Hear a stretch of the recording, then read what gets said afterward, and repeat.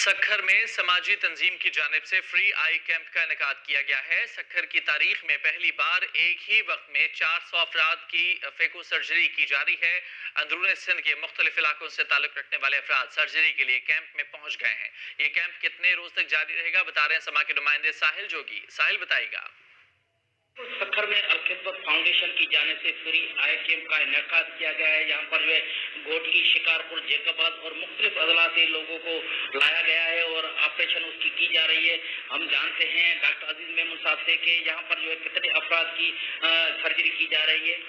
Al-Khidmat foundation Sukkur میں پی O D کے تعاون سے 2 اور 3 تاریخ کو سرجیکل کیمپ منعقد کیا گیا ہے، جس میں فیکو ایملسیفیکیشن سرجری ہم ادھر پر کر رہے ہیں، جس میں اس علاقے کے 5 اضلاع کو کور کیا گیا ہے اور 400 سرجریز کا بندوبست کیا گیا ہے اور ان کو لے جانے کا بھی جو کام ہے وہ الخدمت نے ہی سر انجام دیا ہے۔ یہ آپ نے سنا کہ یہاں پر الخدمت فاؤنڈیشن کی جانب سے سکھر کی تاریخ میں پہلی بار 400 افراد کا ایک ہی وقت فیکو سرجری کیا جا رہا ہے اور یہ کیمپ 2 روز تک جاری رہے گی۔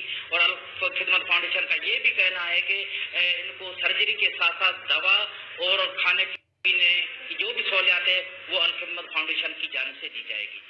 تفصیلات کے لیے بہت شکریہ۔